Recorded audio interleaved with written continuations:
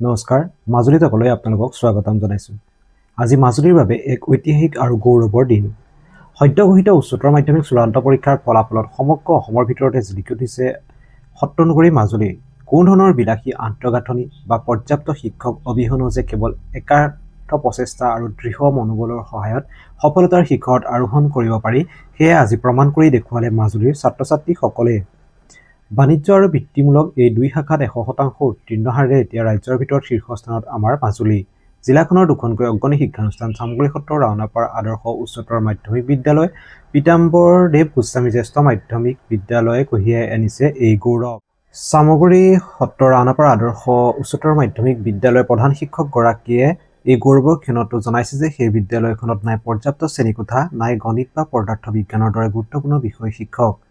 অভাৱ অভিযোগৰ মাজতে ছাত্ৰ ছাত্ৰীৰ এই জয়যাত্ৰাই এতিয়া সকলোৰে চকু কপালত তুলিছে। আমাৰ হাতত আছে এই সন্দৰ্ভত এক বিতং প্ৰতিবেদন, চাওঁ আহক। শিক্ষাৰ পথাৰত পুনৰ এবাৰ জিলিকি উঠিল সত্ৰনগৰী মাজুলী। কোনো ডাঙৰ অট্টালিকা বা আধুনিক সা সুবিধা নহয়, কেৱল অদম্য হেঁপাহ আৰু কঠোৰ পৰিশ্ৰমৰ বলত এতিয়া ৰাজ্যৰ ভিতৰতে শীৰ্ষস্থানত মাজুলী জিলা।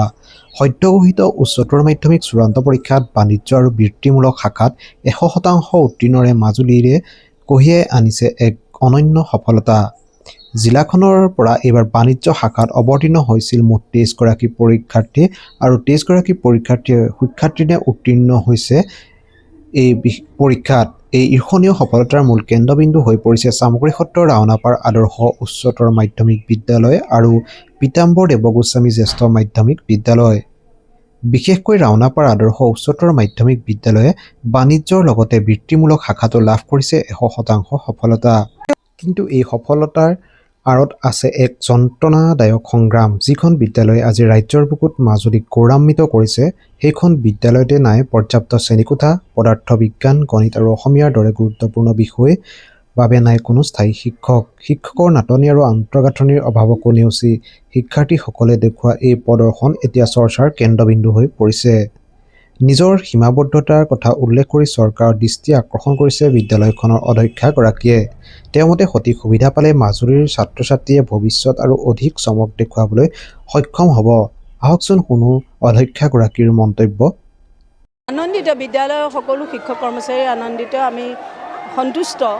আৰু যিহেতু ছাত্ৰ ছাত্ৰীসকলে ঐকান্তিক চেষ্টাৰ বাবে হৈছে আৰু শিক্ষাগুৰুসকলে সকলো সময়তে সততে তেওঁলোকক মানে উৎসাহিত কৰি আছিলে, প্ৰেৰণা দি আছিলে, ঘৰে ঘৰে গৈও অলপ তেওঁলোকে খাতি দিছিলে। সেইকাৰণে সকলো ক্ষেত্ৰতে চাৰিওটা মানে ষ্ট্ৰীমতে আমি সফল হ'ব পাৰিছোঁ। হৈছে ভাল হৈছে। আৰু যিহেতু আমাৰ মানে হাই ছেকেণ্ডেৰী ছেকশ্যনটোত বহুত টিচাৰৰ অভাৱ, ফিজিক্সৰ নাই, মেথছৰ নাই, আছামিজৰ দুটা পোষ্টৰ এজনো নাই, মেথছৰ নাই। আমি তেনেকৈয়ে চলাই আছোঁ, ইয়াৰ টিচাৰকে লগাই পেলাই। গতিকে ভাল হৈছে আৰু সেনেকুৱাতে, আৰু আশা কৰিছোঁ আগলৈও ভাল হ'ব। আপোনালোকেও শুভেচ্ছা জনাওক ভাল হোৱাৰ কাৰণে, সেয়ে আমাৰ আশা।